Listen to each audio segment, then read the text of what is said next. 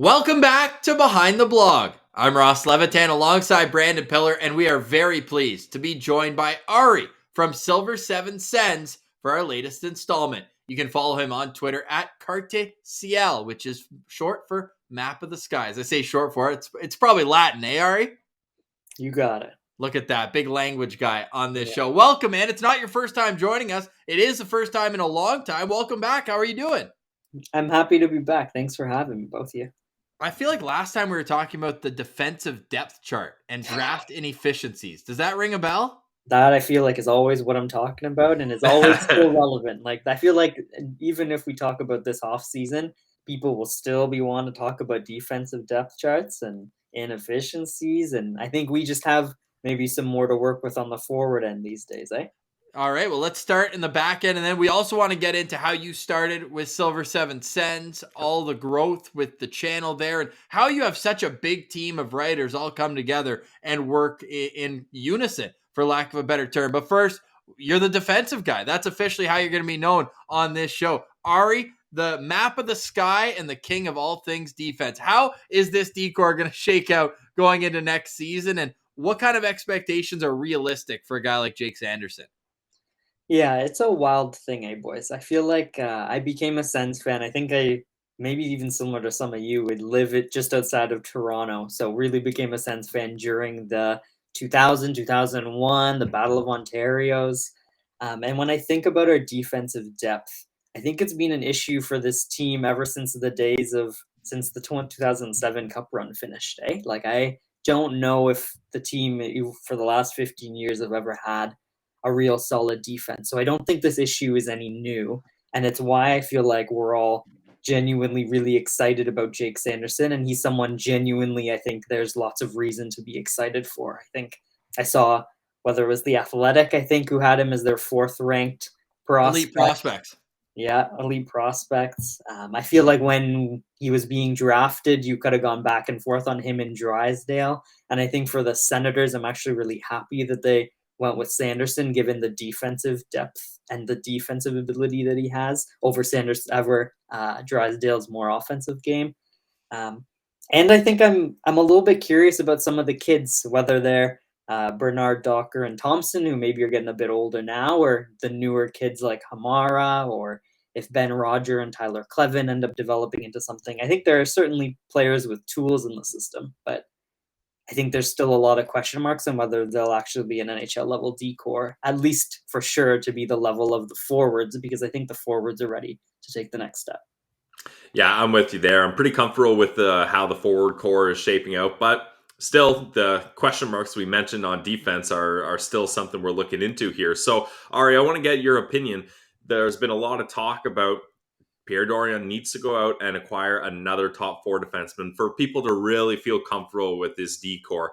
What side of that argument are you on? Do you feel like it's an absolute necessity to get a top four veteran NHL guy ASAP? Or do you think let the season play out, maybe bring up guys like you mentioned, Lassie Thompson, JBD, have them fill some gaps? Where do you stand there? And Ari, just before you go, I know you wrote about this recently, so everyone can go check that out at Silver Seven Sens about options not named Jacob Chychrun that could be in the mix. Yeah, I think the thing that I'm most upset with, if this is what comes to play, is I don't think the team has any reason to have a defense course that has Nikita Zaitsev and Travis Hamonic in at the exact same time. I think internally, I would rather go with someone like a Bernard Docker or a Thompson, because I don't think they'll ever be worse than what Hamonic and Zaitsev will be. We know what those players are. The only bet that I think a pro scout could potentially have is Hamonic and Zaitsev have never had a chance to necessarily play third pair minutes, and maybe there's an argument could be made that maybe one of them will do a bit better on a third pair in a sheltered role. But I think for me, having them acquire another legitimate NHL defenseman would be important. And I don't think it has to be the star sexy name. Like, I think when I was writing the piece, there were names that many casual fans might not think are top four defenders, but have had top four level results, whether it's Connor Clifton from Boston, whether it's two of the Washington defenders that I was sad that they weren't part of the return in the Connor Brown trade in terms of Nick Jensen and Trevor Van Riemsdyk. or whether it's, I think the sexier rental option is Damon Severson. But I think given that Ottawa is going to be competing with New Jersey probably for one of those wild card spaces, if I'm New Jersey, I'm not sending him to Ottawa. Those are names that potentially, in my mind, wouldn't cost as much as someone like Chychrun, or maybe another one of those options like Mackenzie Weegar back in the day, or even John Marino. But they would be legitimate top 4 level defenders temporarily while the team buys some time with Sanderson and Branstrom, while the team potentially lets Bernard Docker or Thompson spend another year. I just don't think, especially with potentially some of the budget issues on this team being resolved, that the team, I think, in my mind, could afford to have Hamonic or Zaitsev scratched, because I think the cost of them actually being on the ice and harming a team, I don't think Ottawa is going to have the room at the end of the year to necessitate that impact. That could be the difference between a playoff spot and a looking out the window. So, in terms of a bottom pair, though, are you confident in Hamonic as a number 6 at this stage in his career, or do you think he's as much of a below replacement level? Because you seem to be lumping him in with Nikita Zaitsev. I certainly see quite a discrepancy between those two guys as well. Yeah, it's an interesting thing. And like, eye test is going to be different for us on Hamonic because we've only had maybe 10, 20 games of looking at him. And apparently he was hurt for them. I don't know if I buy into that, if it's just a coach giving a veteran a little bit of, longer leash, because he said both him and Zaitsev were playing injured down the stretch. But yeah, 19 games certainly won't be a large enough sample size of a guy who's played over, 600 games at least. Right, because when we look at the stats, I feel like Hamonic and Zaitsev, and like, don't kill me for this, boys, but their advanced stats are looking pretty similar in terms of their defensive impact. Both of them seem to really struggle. Hamonic, to my eyes, seems a bit more calmer, seems a bit maybe readier to zone exit, can maybe take an extra second, whereas Zaitsev, I feel like, treats the puck like a grenade sometimes. But that doesn't necessarily mean, though, that Hamonic has actually been able to lead to controlled zone exits at the rate that you'd want to see for an NHL defender. So if I'm DJ Smith, I think Hamonic is someone that I might try over Zaitsev, because DJ now has over maybe 5 years of seeing what Zaitsev can bring, and maybe he wants to give Hamonic a bit of extra time. I'd maybe try him first on the third pair over Zaitsev. But yeah, I think both of them, calling them defensive depth at this point, I think is something that the team would be lucky to have.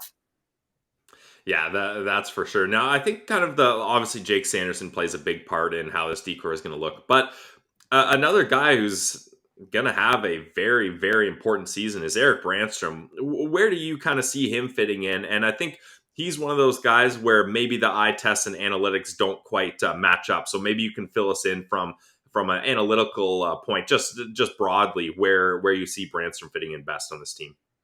Yeah, I really feel for Branstrom, because I think I feel for all of us as fans looking at him, because I think last season wasn't the year he wanted to have, whether it was the injury, whether it was maybe the impact that he had with Artem Zub in 2020, 2021, and the impact that he had with Zub this year.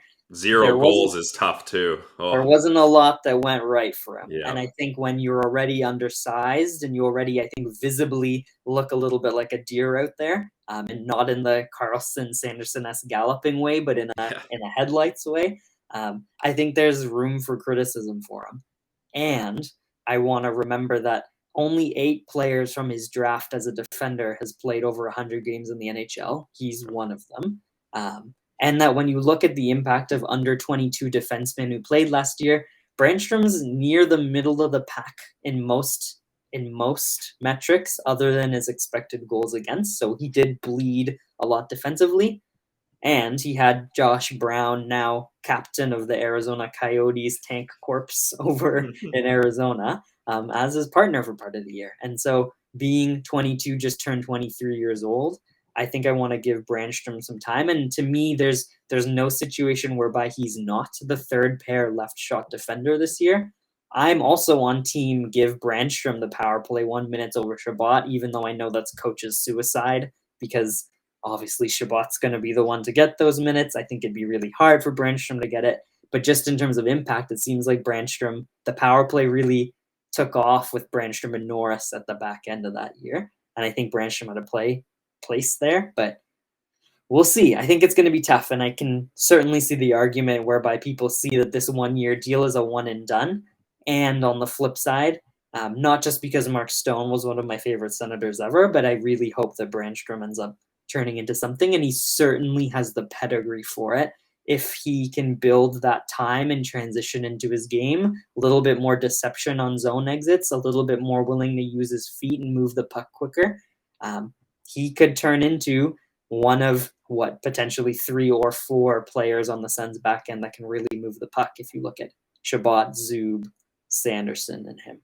That's awesome, especially when you look at the pace that all these forwards play with throughout the top 9. That just adds such an element to them gaining speed through the neutral zone and ultimately allowing those zone entries to be cleaner and maybe catching other defenders on their heels. Now, Ari, I want to ask you more of a personal question in terms of you're very analytical when you look at the game. Is that something you've always been interested in? What attracted you to getting more into the micro stats as opposed to being dummies like us and just say, big hit, he scores, good job? Yeah, I mean, what's really funny is that for anyone who knows me, especially as a kid, my favorite type of player is a third liner. My favorite type of player is a really good third pair defender. Like That's why you've been a Sens fan. They've had 4 third line Third rolling pairs? consistently. Yeah. Mike Fisher, Chris Kelly, Yep. like the pricing Corvo pair, like loved that time. Nice. When you were talking about how like after 07 they haven't had a great year, I was like, yeah, they've never recovered from the loss of Tom Pricing. Oh my God. Like I don't like he's got to go down as probably one of, if not the most underrated Ottawa Senator of all time. What Like was he, I don't plus 40 in his 40 1 is year? Yeah. absolutely ridiculous. But that also comes from, I played D as a kid. So when I played hockey, Okay, cool. Yeah. that's where that came from. That makes a lot of sense, actually. I was a quick skater. I wasn't the biggest guy. And so I feel like I always had to make sure that I was moving the puck quickly. And I feel like when I play NHL online, I'm always a left shot defender. Like all Nice. of these things I think come really naturally. And I think to me, what really is really interesting when you look at the advanced stats community and you look at the Ottawa Senators is how many of the guys who are working for teams right now or still big in the public space were Sens fans. They grew up with the 2000s Ottawa Senators, and I feel like I very much find my way in the same way. The Marshall Johnston Senators were the ones to look at draft inefficiencies, to draft Hossa and Havlat, to really look at trading for players that are inefficient like Chara and turning them into, I think, the players that they are now, to take a chance on Carlson being 140 or whatever he was in terms of his weight and developing him. Like, I think there's a history here in Ottawa of always being that. And it's so cool to see Tim Stützle, I think, be the next generation of that as a young German player. So I think my leaning towards always looking at stats to identify the game really came from there, and came at looking at a league like the AHL, whereby we get such, you all know, I think that really well, we get such little numbers from that publicly, even though I know there's more that goes on behind the scenes. And I think that was always really fascinating for me, because there's probably so many players in the AHL, if they had an opportunity, could potentially be really good NHLers. But that question was always one that was curious, and I think always informed my draft prospects defense kind of leaning. Yeah, I like that. You and I believe it was Colin Cudmore did a fantastic job covering the 2020 draft. We all had a little extra time on our hands during the pandemic, and you guys certainly made the most of it, as well as we tried to do with our rankings and everything from that standpoint. Now, I know the Senators have kind of this perception. You mentioned like they have this one extreme, and they've shown it time and time again. You mentioned Stützle, and Brandstrom's another example. Like they targeted a smaller defenseman, that sort of thing. But then there's this other perception around the league that all they care about is size, where you're looking even a pick like Zach Ostapchuk, who's shown more now, but when he was drafted, it's like, oh, big 6'3" center. Like, do you think that they're almost going to two extremes? And we see some teams that just kind of play a little bit of both, but they're either all the way one way or they're all the way and trading up to get Tyler Clevin, that sort of thing. Like, do you think that there's almost value in the extremes, or would you prefer them to try to go a little bit more towards center on both sides? Yeah, I think it's a really interesting question. And I think the thing that I love and respect the most about Trent Mann and the scouting group is like they know what they want. And they don't give a shit what anyone thinks. And like I think it's like worthy of respect, right? Like that's why they're paid to do that job. It's a really hard job. It's something that's their livelihood. I think I have a lot of respect for it. I think it's interesting when you consider the defenders, because like there's the Carlson, Branstrom, even Hamara, a little Yep. bit smaller. Kind of type. Dorian or Donovan, not Dorian, Yeah. Dorian Or Donovan. Dorian Donovan. And then there's the bigger toolsier types, right? The Clevin, the Romeo, the Ben Rod, Nordberg, who nobody even knows about. Philip Nordberg. And I feel like with the bigger players, it's usually a bet on tools. Like they're thinking that, hey, if they can somehow develop some semblance of skill here and they have that frame and that skating ability, oh, we have a player on our hands. And I feel like for them, their riskier picks, quote unquote, are the bigger, toolsier defenders. Whereas for most teams and in public perception, the riskier pick is the 5'9" kid from the queue, right? Like for Ottawa, that's not something they're going to touch. Their riskier kids are on betting that skill is going to unearth from a frame. And whereas I feel like sometimes they are fine picking on hockey sense too for some of those smaller defenders. And the riskier thing that they're hoping for there is those players will be insulated enough by a defensive structure and maybe a bigger partner on the other side, whereby they can deal with the offense and be the Carlson, and they'll have the Mathod on the other side, right? Like, so I don't necessarily think they have to swing to a middle or be a certain way. I think the more curious question for me is when they do make decisions to trade up, or they are really targeting a pick, if there are certain trends in those skill sets that they're looking for. Like when are there similarities between a Roger and a Nordberg? To me, from an amateur's end, it's the skating profile. They're both long with big wingspans and can skate. And is that actually what they're looking for? Because I think on the public perception side, you just see two players who didn't score and don't really have any semblance of skill. What'll come from it? It looks like a wasted pick. I think that's a question that I'm really curious about unearthing as we get to see more and more of Man's team and their process, because they certainly have their type. Yeah, absolutely. And that's the thing. If you're gonna have your principles, then stick to them. And we've seen some draft picks not work, but we've seen some draft picks work. So it's like you said, it's a tough profession to have for sure. Now, I want to get into more your profession, as this is the Behind the Blog series, and we're talking with Ari of Silver Seven Sens. So why don't you take us to your beginning with Silver Seven Sens and how that all started? Like, do you have a background in writing? Obviously, you're a very analytical guy, so that helped you there. But how did you get involved with Silver Seven Sens? Yeah, my undergrad was in neuroscience, which sounds really fancy, but I promise you it's just just some extra psychology with some biology there. I think I was always really curious about human behavior, and I work in mental health now. And my first couple pieces as fan posts for Silver Seven were trying to take a look at some of the neuroscience behind the game, on the way that, like, how do we unearth like character and decision making, and what does that look like? And taking a look at those AHL stats, trying to see what else can we figure out. Josh Wiesbach, who has worked for many teams now, when he back in the day was doing public work, he started first unearthing just like normal goals for numbers for AHL teams, which like we didn't have, and we still sometimes don't have in certain bases. And I wrote some posts on that, and Andrew, the editor at the time at Silver Seven, saw that there was starting to be in 2012, 2013, advanced stats was in its infancy. And I think he really respected the fact that I was trying to add, I think, some language to that and trying to break this down and make it easy to understand. And I think, to me, I've never seen a competition between statistics and what we see in our eyes. I think they're all just tools and information for us to use. And writing just became a way for me to do that for myself. When I choose now to write about other top four defense options that aren't Jacob Chychrun, or I choose to write about Erik Branstrom, it's because I genuinely don't know what I'm going to find when I go ask those questions and I look at those numbers. And I think I just try my best to be fair and to provide information as clearly as I can to the reader base. And it's been cool to see that grow over the course of the years, and to see many people who I used to work with or have DM'd or have who I follow and follow me back, who work for teams now, just to see how this has all grown. So yeah, it's been really fun.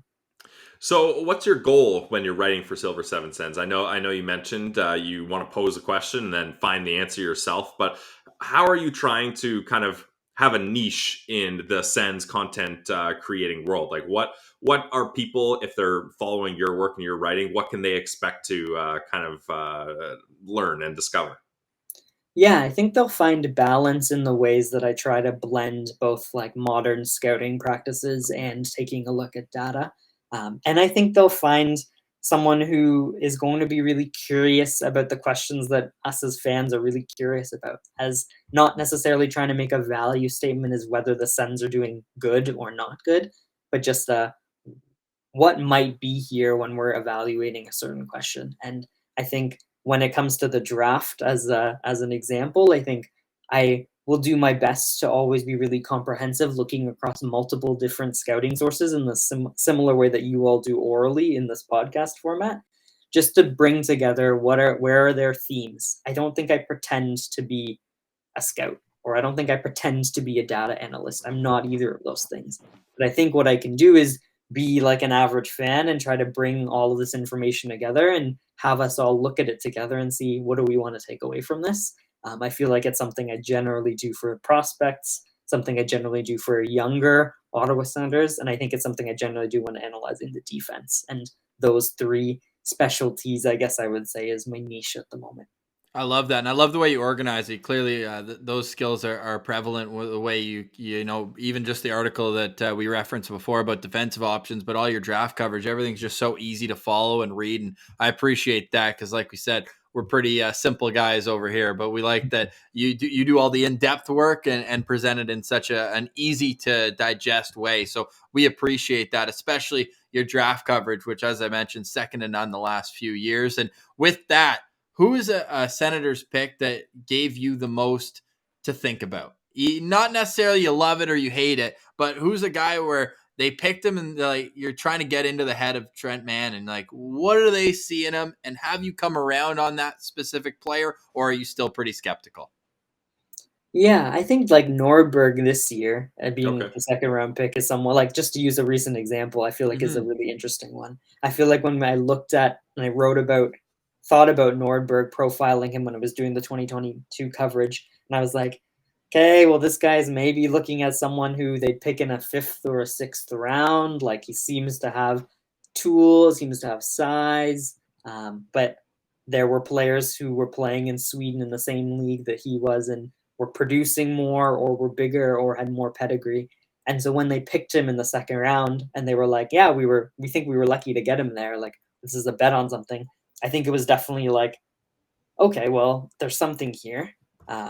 Where, how, why, what can we find? And I feel like, as you all know well too, there weren't a lot of clips or video for us as public folks to go and find on him at all. And so it's been cool to follow some folks, use that Google Translate in Swedish, try to figure out what we can unearth about him. And I think it's there where I figured out it's a bet on tools. Like they're hoping that he has a booming shot. They think he has the potential skating and the frame that if he gets into positions in the zone, he could score more than he has so far. And he has the skating to keep up in terms of tight defensive coverage and has the wingspan to potentially be someone that can be really good at stymieing zone entries against. Like I can see the makings of an NHL player here. He's someone that you'd list as boom or bust, not because of his high skill, but because of where he needs to get to. And I think it's just a really interesting question with him, especially when like Jory and Donovan, for all instances, like if they had picked him in the second round, I would have been like, all right, like I can see where this is coming from. More highly touted, has that pedigree, has that frame, and they're able to get him a bit later, right? These guys definitely know what they're doing in the way that they're navigating the scouting circles and they're navigating the draft. And I think it's always a fun question to get to figure out and get in their heads of why this pick now. So you did a article right after the draft of the 9 additions to the prospect pool. So I kind of asked you who you're most skeptical with. Which one was an immediate home run for you? Yeah, I thought Hamara, where they got him, was a fantastic addition. I think there's certainly work to be done for him on his skating and on his pace, but I think we all saw him at the World Juniors. The team that he played for in Finland and he got to suit up with games against men is the Tampa Bay of Liga. And the fact that he as an 18-year-old, 17, 18-year-old was able to play meaningful minutes there, I think he's going to fit in really well to Kitchener, and it was surprising to see him make that move, given that he would have a prime opportunity in Liga. But I think he knows that the fast-paced game of North American ice, this is the best place for him to maybe showcase himself. I think that statement is said a lot, but isn't always necessarily true for every player, and it's why you see some Europeans go back and forth. But I think for Hamara, it'll be really good for him because his weakness is going to be pace, and so he's going to get hit a lot by OHL forwards, so that'll be really fun. That was someone that was a home run, and I think I'm really interested to see about some of the younger players that they selected later in the draft, like Cameron O'Neill, for instance. Yep. I think you can see all the prep school numbers, and prep school is so hard to scout, but he's going to play on a really good USHL team, and he's going to go play for Greg Carvel at UMass, and two really great programs that I think he's going to get a chance to. He sounds like a really wonderful bet on playmaking ability and skill, and I think passing has been the skill that Ottawa as an NHL team, I will sometimes get really frustrated about. Sometimes it'll look like these guys can't connect, make slip passes, make hook passes, get into the zone off a pass. Everything's always hard work. Everything's always chasing. And so having some players in the system with a playmaking skill set, even Stützle getting to develop more of his passing game now at the NHL level, I think that'll make this team way more unpredictable. And I think that's what'll be really fun for me as a fan to watch. Hey, Pilsy, better than that no playmaking Stephen Halliday with 65 assists in 60 games, eh? Hey, I didn't say he had no playmaking. I just said he wasn't much of a disher, and then he was quick to correct me that that's a big part of his game. The look on his face was all time. Yeah, 66 assists. You're a disher, so that's definitely -1 for me on the stat sheet on that one. But we live and we learn. I wanted to just touch on quickly when you're talking about Thomas Hamara. That's my guy from the draft. I agree with you. I think where they got him was very good value. And even if they had picked him with the pick they used on Nordberg, I would have been happy with that, with good value. But I think the thing with him coming over to North America, I think the Senators offering him a contract and signing him to a contract, it's kind of a show of good faith. Like, okay, we see potential in you. We don't want you to be a prospect that just goes to Europe and then ends up being like, well, I can make a good living over here. I'll just stay here. We want to really see what you can do, and we have a lot of faith in you. So come to North America, start getting adjusted to the North American game. I think there's something to be said there for sure. Now, I want to get to a prospect that we'd be remiss not to talk about him, especially with the kind of with the eye test and the analytics, and he's the most polarizing. He's the most polarizing prospect in the Senators franchise. We got to talk about Tyler Boucher, right? It's an absolute must talk about discussion here. So, where are you on Tyler Boucher? And kind of obviously, it's pretty clear where Ross and I are. We've had him on the show a bunch of times. We think there's a lot of potential. He just has had some unfortunate consequences happen in his first season, maybe drafted a little bit too high. That's definitely fair to say. Where are you with Tyler Boucher and where he's at right now? Yeah, I first want to say your interviews with him have been great. So it's been really cool to get a good insight. Kid. Yeah, good insight into his game. I feel like you can tell how he wowed them at an interview, right? Like, and even his dad, like right after his draft, we had Brian Boucher on, and just like salt of the earth, just great family for sure. But yeah, on ice. On ice, yeah. It was really interesting to hear him mention today. There was a quote where he said, it actually feels like my first step is back.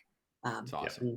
That's something that I think is really, really important for Boucher's game, because when he makes the NHL, and I think it's a when, I think the Senators are clearly really committed to him and see him really penciled in on a third line right wing role in the foreseeable future. Someone with Boucher's pedigree being drafted 10th overall, whether or not he's quote unquote good enough, I think is going to be a different question, because him and even Tyler Clevin, like, they're going to get NHL games. I would be really surprised if ever they don't. So we can't use that as the outcome metric on whether Tyler Boucher is a good pick. And I think that's where some of the fans can get really testy, because for Boucher, it's going to always be unfair given the player picked right after him, Sillinger, played in the NHL right away. You could have said the same thing about Sanderson and Drysdale, but you don't see us complaining about not having Jamie Drysdale at all, right? Even though Drysdale's played. And wasn't Sillinger like the only guy from that draft class to play right away? Like, there's 9. Dylan Genther didn't play right away, and he went the pick ahead. So, anyways, but yeah, it's too soon, obviously, to get that. But it is an unfair kind of expectation to set, especially when the immediate reaction was like, "Hey, this guy went too early." Like when he said from the USN TDP, I was like, "Oh, it's Chaz Lucius." Yeah, and well. He went to college, and now he's going to be probably playing the AHL at least for a year, maybe two. So, anyways, in 5 years, we'll be able to have that more in-depth dive. Totally. And I think just the thing before I comment on Boucher's on likes, just in terms of fan perception, I think that's the part that's really difficult, right? I think there's a subset of fans where I think I fall in mainly, that thinks you can evaluate the draft given all the information you have at this moment, whether that pick was good or not in that moment. And there's a subset of fans that are like, this is all a crapshoot. We'll wait till 5 years and we'll figure that out. And the right answer is probably always going to be in the middle of those two things, right? We can evaluate the pick at the time and be like, would we have picked Boucher there with the information that we had, knowing it's different than the team? And we have no idea where he's going to be in 5 years. And I think there's a real chance he's the Ottawa Senators' third line right winger, at least at that time period. And the reason why I think on his on ice that I was so happy to see him say that his first step is back is because if he makes it, when he makes it, he's going to be successful if he can actually use his feet to get in on the forecheck, to be the punishing physical player that he can be, and to use his strength and attack the net like we see other Sens forwards able to do, like Brady Tkachuk. I think the thing that I'm going to watch the most with Boucher and Ridley Greig is, by all instances, both of them are gym rats. And Sean Donovan multiple times has said he sometimes worries that both of them overtrain, in the sense that they might be strong enough, but they might not have the flexibility. And so when I see players like Boucher and Greig get injured often, not just because of their frame, but also maybe because the way their body is not ready for that level of contact, it's something that I'm glad Boucher is going to take the extra year in the O, that Greig had the extra year in the dub, because even though Troy Mann would have said, yeah, you can put them both in the AHL right now, and that could be factual, giving their bodies a chance to catch up, I think is something that's going to be really important, because Boucher, I think, has the tools to be an impactful NHL player if he's able to be quick on the forecheck, be heavy on the puck, and be adaptable. And I think it's going to be his decision making with the puck that I'm going to be really curious to see with the 67s this year, and to maybe see him in the AHL next year with Mann, because I think that's the big question mark for him is, can he also provide that defensive value if he needs to play in that checking role, not just be the spark plug who's out there using his physicality on the forecheck, because I know that's going to happen. Right. I'm almost more worried for these 16-year-old kids in the OHL. If he was hitting guys that hard last year, shattering glass, and now he's got an even more explosive first step, and good luck there. Now, something to be said about the quality of team he's playing on the OHL. I know 10th overall pick, and this is the last time we have to mention his draft status to where he is, but clearly he's a shoot-first forward, gets in hard on the forecheck. What I noticed, and something I hope he improves on this year, is his ability to zone entry himself. I felt he kind of overstick handled going into the zone. He's not going to play on a very good team. I don't think the 6-7s are going to be very good. How much can him, in the style that we know he plays, he's not going to be a guy who skates the puck through the neutral zone often. How much will his line mates have an impact on his bottom line production this year? Because that's where I worry. If the numbers don't pop, if he's not scoring 35 goals, the conversation is just going to continue to unravel. Whereas he's the type of guy who I think needs a guy to get the puck on his stick in the right position for him to be successful at any level. Yeah, and I think that's bang on. I think we're going to have to be real careful on, and I'm going to not be liking or interacting with the tweets that are posting the stupid point statistic number. Like, there's no point of doing that to the kid. There's no point of us needing any of that negativity in our timeline. Like, the context is really what's going to matter. Boucher, I think, is going to be a more effective potential NHLer than he would be as an effective junior player because of that quality of teammate. And I hope we can still see growth this season. And if he is going to be the big dog or one of the big dogs on the 67s, how does he manage 2-on-1 pressure? Like, does he improve his decision-making to open up his teammates? If he's also going to be a pain in the ass and attract some attention, that might mean that he might draw two players in coverage. Can he use that to piss the other team off by passing the puck to an open guy, right? Like, those are all things that, why they might not show up in point numbers, because maybe that teammate can't finish. I think it's something that'll be a really good indication that he's able to toe that line. He's able to use his skill effectively, and he's able to still be a pest in all of the ways, not just his physicality, but in pissing the other teams off because he got one on them, right? I think those are all things I'm looking for this year. Yeah, because if you look at last season, like he finished 15th in team scoring. He played a third of the games. Like I mean, maybe that doesn't jump off the page 15th, but like their leading scorer had 48 points in 64 games. Like there's Yeah. not really a whole lot of offense coming out of that team, and I worry that he's the type of guy who's always going to need a setup man for him to produce. But maybe it is a good test. Maybe it's a way that he can grow his game. If we're looking at the positive spin on it, that he's a guy where it's like, okay, I'm going to take this challenge and open up my teammates and try to use my smarts. And I think it's awesome that he's in Ottawa. At least I'll be able to watch the Sens play, and hopefully down the road, like Pinto being such a smart player, maybe in 3 or 4 years, those two can bounce off each other a little bit. If Pinto hasn't even moved his way up the lineup, but obviously that'll be easier said than done going into the next season. Now, Ari, speaking of the Ottawa Senators, the down the middle, how confident are you with that? Because I think that it's fair to say there's maybe not that same sort of elite skill that we see across the division, where you have your Bergerons, your Matthews, and those types of players. Are you confident that the depth with Norris, Stützle, and Pinto can compete in the Atlantic Division? Yeah, I think the interesting thing, even just to loop back on Boucher for a second, for the Senators, is how much they'll want all of their kids to actually play a full season this year. Yes. I think what really sucked the most out of last year wasn't that the team didn't take a next step on the ice, but how much key core young players missed time. Boucher just playing a full healthy season, Pinto playing a full healthy season, Stützle potentially playing 82 games when he's going to have an extra target on his back, and Norris not having another injury. I think those are all things that'll be really, really important this year, because I think if they can do that, I'm okay with this center depth. Like, it's clear that Stützle is going to take a next step, in my opinion. I think Josh Norris as your 1 or 2 center is going to be a-okay, and there's still so much untapped potential there in terms of his defensive ability and his speed on zone entries. And I think Pinto is the veteran's veteran, even though he has 12 games of NHL experience, right? Like, I think it means something that the Ottawa Senators, of all teams, the team that generally has not been unafraid to go and trade for a veteran who isn't that great to clog up an NHL spot, is comfortable going in with those 3 as the top 3 centers. To me, that gives me faith that I think they're ready, because I think Ottawa would be generally one of the more cautious teams in that area. But I don't know if this team has I'm seeing lots of fights online right now about where does the team's forwards currently rank league-wide and all of that. And I don't think we need to do the comparison bit. I think we should look at our team being, this is the best the forwards have been since 2007.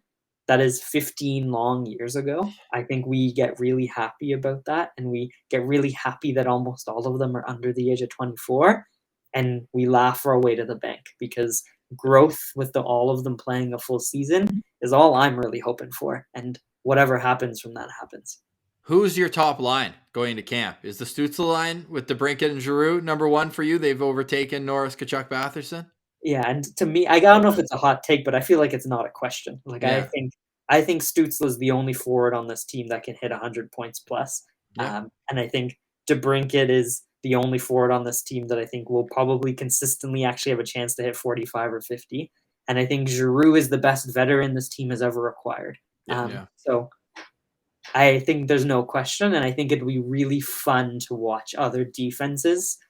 I'm really curious on how good coaches will actually see the Senators. Like, who does John Cooper play Victor Hedman against? Does he play Victor Hedman against Tkachuk, Norris, Batherson? Does he play Victor Hedman against the Stützle line? Like, I think that'll be really curious, because in my view, it doesn't matter now, because one of those lines will get to take advantage. And I think that's something we haven't had a chance to say about this team ever, because you're right. Even the early 2000 Senators, their biggest benefit was either the Heatley, Spezza, Alfredson years, where there was the one big line, or they had 3 second lines and the White and Bonk years and all that stuff, right? Like, we haven't had the team have, I think, 2 1A, 1Bs ever. So I think it'll be really fun. Final one for my little rapid fire here, because you mentioned Stützle, like maybe not this year, but 100-point potential. DeBrincat, consistent 40-goal scorer. How do you feel about my hot take that Claude Giroux hits 1,000 points this season? He needs 77 to get there. Yeah, I think that's a really fun take, and I didn't know he was that close. So I'm 77. I'm hoping that he does it. I think it'll be really cool that he's going to do it in a Sens uniform no matter what. We've seen so many of our beloved players leave that it's fun to welcome in Philadelphia's own. And Flyers fans, I think, are going to take on the Sens as a alternative option if they want to watch some good hockey this year. I can't imagine ever being a player beloved in Philadelphia. Like, just imagine what that might mean, you know? It's tough to do, yeah. Like, so Giroux's a special player, and I think I'm not going to put 77 past him if Stützle and DeBrincat can stay healthy the whole time. Right, but I do think Giroux is going to be the one taking the backseat on the power play minutes. So it'll be really interesting to see how that'll go. He's always been a good 5-on-5 scorer, though. And so good defensively. I think super underrated in that sense. So the advanced stats community loves Giroux just as much as everyone? I think so. I don't know if I speak for the whole community, but I think despite him being 33, I think there's still some fun. And I think I'm going to be curious. DJ hasn't specifically said this yet, though, but I wonder how much he's actually going to link the left winger and the center on both those lines. Like, he's going to keep DeBrincat with Stützle and Tkachuk with Norris. Yeah. But I think he'll flip the other wings, whether it's Joseph or Batherson if he plays, or Giroux. Like, I think those might all move around. So I don't think I think the right side is the side that's going to flip, even though I think the left wing center pairs are going to stay the same. He hasn't said that, but I wouldn't be surprised if he does that. That's kind of what Toronto did, right? And that's what DJ, I think, knows really well. So interesting. I like that. I like that take. You mentioned DJ Smith. I want to get your opinion on him. Like, how patient should fans be with him with all these new faces coming in, but at the same time, 4 wins in the first 20 games in back-to-back years. I'm assuming that's unacceptable, but how much leash do you give him over the course of, it feels like American Thanksgiving when the axe starts to come down on certain coaches. Yeah. I think there's no question that he's going to be under pressure. But I think I would personally be judging DJ off of his process rather than his outcomes. So, like, example being the test of, if he starts Zaitsev and Hamonic on the team because he feels like he has to, how quickly does he move away from them if it becomes apparent that they're not working? And how quickly does he be like, you know what, JBD and Thompson, like, you might as well try them in because they're not going to be as worse as they are. To me, that's a much bigger test on if he's the coach, because players clearly love him. There are potentially, depending on how you feel about Barry Trotz and whatever, like some cool alternatives that are around. But I'm willing to give him the shot because I don't think he's ever had a good roster, and that's not only his fault. But I think fans are going to be like, head coaches don't last very long. He's like, what, in the top 10 of head coach already or whatever? So, like, 7th. Yeah. Right. So who knows? Yeah, and final question for me, Ari. Thanks so much for joining us. Another addition to Behind the Blog series that we have guest on YouTube. Yes, recurring guest. Definitely brings a different flavor to this show, so that's much appreciated. Is you mentioned some of these new faces coming in, giving DJ Smith a better roster to work with. I love asking people this question because I feel like every single person has had a different answer. Which of the newcomers, as in Giroux, DeBrincat, Talbot, I feel like I'm missing one here, but those are the 3 big ones. Which of those guys are going to have the biggest impact on this team's success for this season? Yeah, that's a hard one. And you can see arguments for all 3. I think Giroux as an ultimate competitor and a balancer, especially on the right side where there's going to be some, I think, question marks or inconsistencies this year, I can see a really big argument for him.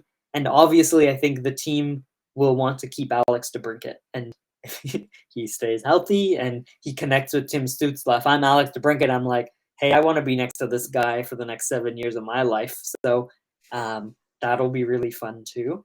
I think an interesting question to also ask, which I'm curious for you guys as well, because you've had many of them on the show, is if on the third line, if there is a spot for a young guy around Victor Lodin, Igor Sokolov, Ridley Crooker. Give me Crooker. Shank, right. Like, there's some interesting impact that can happen from that element too, because I think while there's going to be, rightfully so, a lot of talk about the team's first 2 lines, I think the Pinto-Joseph line is the one that's going to have maybe the most matchups to take advantage of and the skill to potentially do it. I think it'd be really curious to see if a Sokolov or a Lodin or a Crooker or a Grieg, they're all really different players who might be the fit there. Pinto's a shooter and wants to be in quiet areas, and Joseph is speed, so he'll be the entry guy. There's room for an unconventional skill set on that left side to kind of be in a really nice complementary piece. So I'm really curious on who might end up being who, if they do get an opportunity, might be the fun pick there. Right. Because, I mean, obviously, Formanton, we're unsure. You mentioned Batherson as well. The Hockey Canada investigation still ongoing at the time of our recording on Thursday, September 15th. But we were talking all summer, Ari, that seems like the team where there's the least amount of training camp battles. So, I mean, Formanton, if everything's clear with him, would certainly be welcome back. This guy brings a unique skill set himself. 18 goals, nothing to turn your nose up at for what he did last year as a first-year full-time pro. But it certainly does add a layer if he's out of the picture. Even, let's just say he's clear, but he's still an RFA, no contract. It certainly gives us fans a lot more projectability of like, oh, what do you do? Where do you put?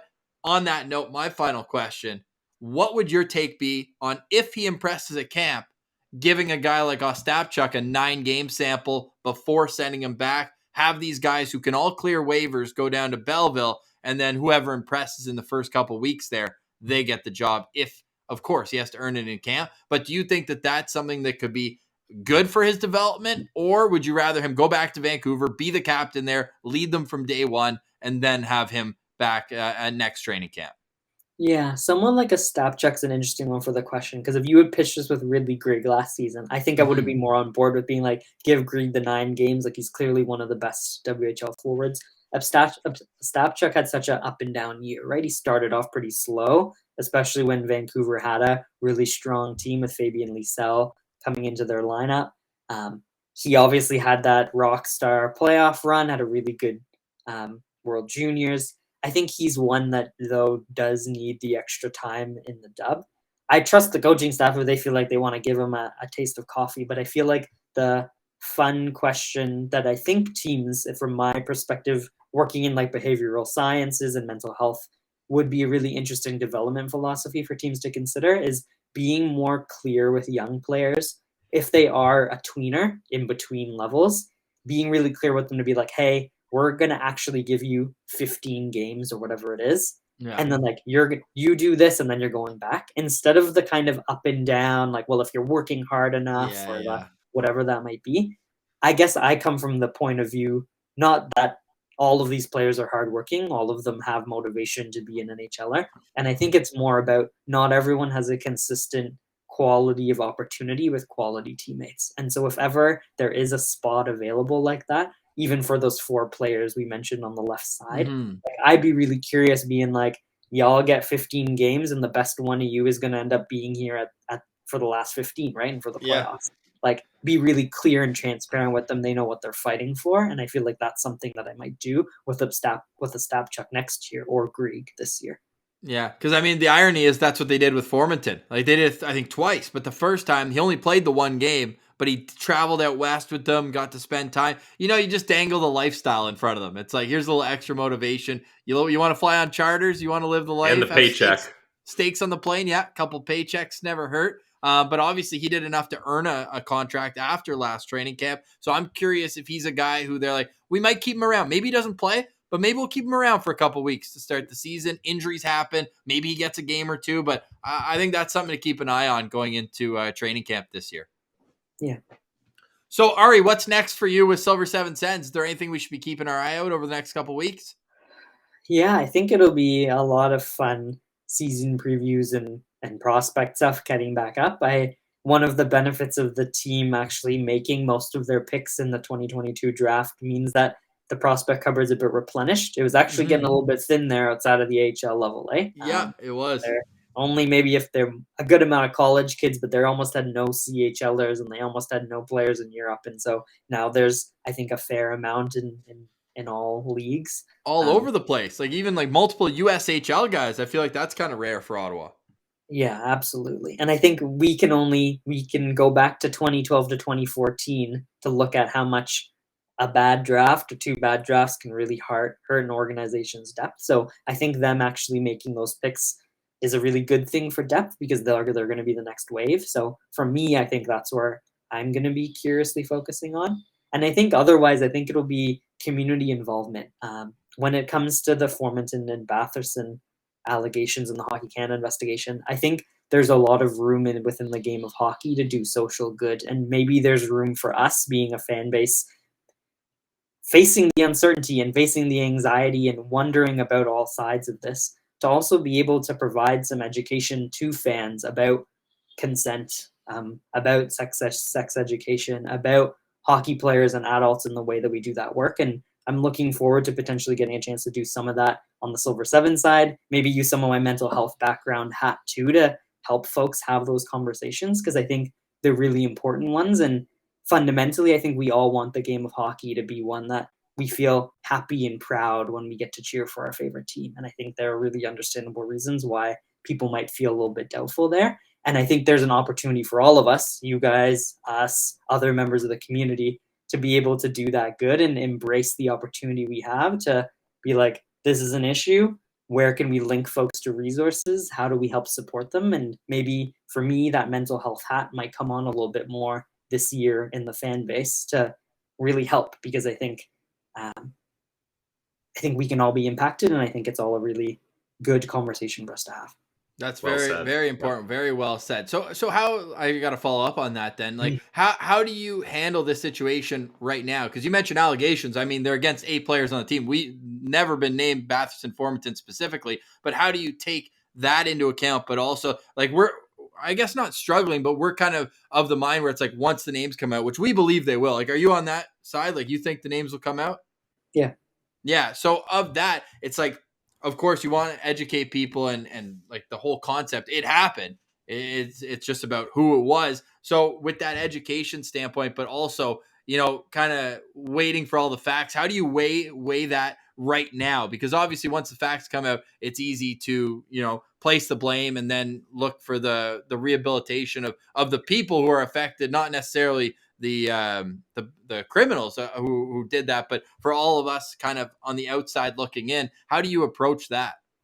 Yeah, I think for us within the community, like speaking for people who have platforms like you all do and we do on the blog, is how do we look at potential guests and folks who we can bring on to be able to provide some of the education to the viewers, to be like, hey, this is an issue that's going to affect a lot of us. And there have absolutely been Sens fans who have maybe experienced sexual violence at some point in their life that might find that really difficult. To me, it might be, how do we connect with some local resources in Ottawa? There are people who do this kind of work for a living, and how do we bring them on as guests and share resources so that we're able to do that? I might also wonder from a fundraising component, like some of you might know and participated in the Sens Money on the Board competition that have happened around Sens Twitter. Like, is there opportunities for us as a community to be able to redirect and show fan support for survivors of sexual violence? I think that's something we can do even without knowing any of the names and who's involved. And then I think if we do find out the players are involved, and if they are players who are on Ottawa's team or not on Ottawa's team, I think there's an opportunity for us to take a really strong stance of, this is something that isn't okay. It's not something that is just, we need to be punitive in nature, but how do we correct a culture whereby people think that this is okay, and that we learn to value people for who they are? How do we learn to value women and men and all of the other folks who were impacted by this issue? How do we learn as a group to be able to have conversations with fans? And I think I really appreciate that question, even Ross, because I think it's the question that we should be asking, right? Is, we can't ignore that it's happening, but we can sit with the uncertainty of, and that really sucks. And so let's sit in the yuck together. Like, let's sit in the mess together and realize that there's bigger natures to all of this. Is these are human beings, and making sure that we're able to center those experiencing most harm will be helpful. And for me, I think it'll be, how do I use my platform to be able to do that, in terms of local Ottawa sexual violence support centers, folks who I can bring on and interview, folks who can share their experience about consent education and legal education, because the messiness of a law case, as we've seen with something like Jake Virtanen, right? Like, that doesn't mean that it didn't happen or it wasn't true, but there's lots of reasons for a court case to have a certain experience. I think if we don't know that information ourselves, there are certainly people in Canada who have that education, and so us bringing them on and giving them a voice, I think, can be one way that we help our community. Question then, follow up. We don't know if Alex Formanton is going to be at training camp, no contract right now. How would you like to see Drake Batherson approach this situation, knowing that as an open investigation, he's probably limited in overall what he can say? Yeah, that's a really hard question. All I can say is I hope that the team and the organization has an open, transparent line of communication with both players, and they're able to provide the PR support that is one that doesn't perpetuate the system of violence. So Right. one that puts Batherson and the victim of all of this in a position whereby there's mess, there's like a witch hunt, that there's going to be guesses. I think it's best for the organization and for folks within Sens PR, where I'm not trying to tell them how to do their jobs, but to get in front of it to say, like, this is how we're approaching questions about this issue. Mm-hmm. This is how this might work. There are many sexual violence reporting standards that exist within the journalism world. Being able to provide those resources and share that and put them in front of it, to know that this is a bigger issue, is something that I would do. Because to me, it's not about an individual here. I think this is a larger cultural systemic issue. And so I think it's on the organization to be responsible, to put the structure in place so that it tries to minimize disruption and center those who really need the support. Because I think all of the needless like commenting that we'll see online and all of that about it might only serve to further diminish the case. And I don't want that to happen either, right? Would you, if you were the PR guy, would you make Batherson available on the first day of camp? I think if I was the PR guy, I would make strong guidelines ready for journalists around how they're going to handle the issue. And whether those are guidelines that say, here's Batherson and here's the parameters we're putting around that, or here's not Batherson, but here's a really clear reason why. And it's not that fans now have to speculate, oh, they're not making Batherson available because of X, Y, Z. Like, it's an active question. It's an active investigation. It's something we're not going to jeopardize for. I think it's on the organization itself to put the structure in place, not an individual player in this instance. Do you take anything away from people putting out statements or not, or is that just kind of legal jargon at that point? Yeah, I think it's legality. Like, I will say that I'm not a lawyer, but when I notice this in the mental health space that I'm at, right? Like, there are many people who have court mandates to be in therapy, for instance, right? Which is what I do. You see statements like that all the time that often rarely involve the player itself, right? Like, it's something I had to do. So super vague. Yeah, I don't think they can read into anything. It's something that's active. And I think it's something that we in the game of hockey have to contemplate with the big question, the big picture question of, this shouldn't be happening, and this shouldn't be happening nearly with the frequency that it is, and it clearly is. So something has to change, and we all have a role to play. So where, who, and how can we play that role? For us, I think it's one of platforming. For an organization, I feel like it's one of leadership. For Hockey Canada, I think it's one of soul searching. Like, we all need to really take that role with severity, because these are real things that impact people's lives. And I don't want to have to see this in my counseling room, right? Like, it's heartbreaking to have to support someone through that trauma of how much a life has been impacted by all of this. And at the end of the day, that's what that is. But when they're playing a sport like hockey, it's hard for fans to reconcile the entertainment aspect of that with, they don't want to deal with any of that because they're dealing with stress in their own lives and they come to hockey for escape. And I think this is an instance where we have to do a bigger reckoning on, what do we want the game to be? And for me as a fan, I feel much happier when I get to feel proud that I know the people in the organization that I'm supporting are trying their best to be good humans in community and live by the character that they say that they ascribe to be. And that's all I think I want from them and Hockey Canada as a former athlete myself. And I think a main takeaway from this, and with your background and what you do for a profession, that's really good insight to the situation. I think for me, something that I want to focus on, and you've already mentioned this, I just kind of want to amplify it, is I think there needs to be more steps being taken in the direction to prevent these things from happening again, and obviously hopefully less often, rather than focusing so much on, like you mentioned, how you clean up the mess. Like, it should be more about how can we as a community support young hockey players and teach them the proper way to conduct themselves. How can we shed light on how serious these things are, and that they're not okay, and there's no kind of gray area here. It should be very black and white. And I think with the community and looking towards proper steps to ensuring that this education is available for not just hockey players, but all members of the community, because more people than other than just hockey players are affected by this issue throughout hockey culture. I think that's really where we can step in and start making the right steps. So I think a lot of what you mentioned holds a lot of weight. And I think that's something that obviously Ross and I, with the platform we have, can start looking into that, and how we can have guests on our show that can amplify those things to teach anyone listening or anyone that's a part of this community, just what the proper education is for that. Right. Like, we all experience consent, right? Like, it's something we do with this interview of like, do you consent to being recorded? And we're going to have this there, so we can post it. Oh, damn. I forgot to ask you. No, you okay if we record it? We're recording this. Absolutely. And to know that consent is something that can be taken away, right? Like, at any time I can say, actually, you know what? Like, I don't want this to be there. And that's something that we want taken off. It's something that we respect. We have consent in the therapy room too, right? Like, do you consent to being here? It'll be confidential, all of that fun stuff.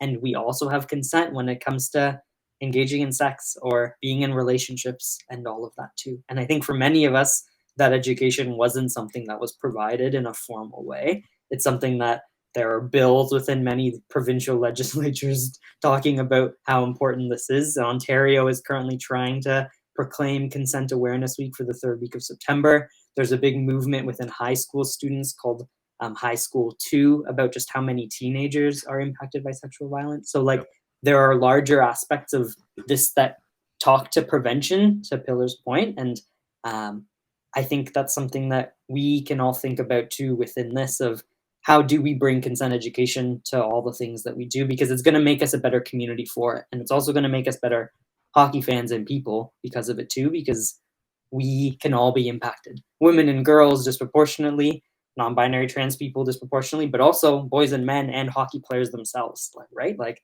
it's something that should be part of all of our education. And so looking to correct that remedy, or correct that issue that hasn't been remedied, is something that's going to be really important.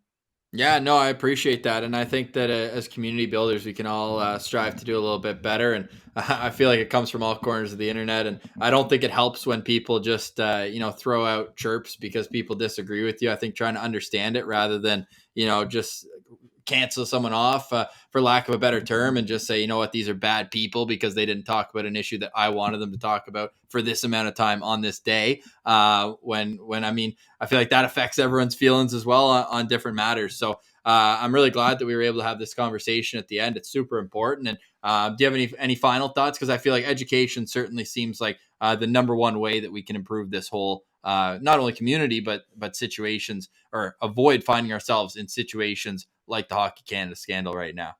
Yeah. And like, even for me, in the way that I'm thinking about this for Silver Seven, and maybe for all of you for Locked On, like, if it's okay that sometimes we don't know what we might want to do next, but to use whatever skills that we have. And for us, the three of us, it might be skills in interviewing, right? Like, to be like, how do we find cool people who sound like they know what this means, and how do we bring them on to give them a platform to amplify their voice, to share their information with our community? That's something that we all can do, even if we might not personally have the same level to provide or feel comfortable providing the education ourselves, right? Like, we don't always have to be the one to do it. But I think being willing to sit in the muck, to be willing to be uncomfortable, to have the conversation, and be willing to say, you know what, I don't know, but I really appreciate you as my guest coming on and being able to share it. I think it's something, if we all did a little bit more of that humility, I think would go a long way. And all of us having the conversation, because it's easier in this format too for me to have this with you guys, as if we were like DMing on Twitter about it, right? Or if we were, for sure. Like, I think the conversation is what's actually going to make an impact when we have the education. And so more ways that we can do that in print, for me, for Silver Seven, or on audio for you guys. Like, all ways that I think we can help contribute to something positive here. Amazing. Ari, we can't thank you enough for your time. At Carte CL on Twitter. You can find his work at silver7sens.com. We appreciate you coming on, and you're going to be, well, you're officially a recurring guest. That means you have to come on whenever we ask. We will get consent for it every single time, but we appreciate you always here on Locked On Senators, and thank you for being a part of Behind the Plug. It was great to kind of peel back the curtain. I know a lot of people are already following you on Twitter and read your work, so just like it is to have these important conversations, I think it's also important that people get to kind of hear your thoughts and how you see the game of hockey as a whole. So I really appreciate your time, and we look forward to doing this again down the road. Sounds good. Thanks, Ross. Thanks, Billsy.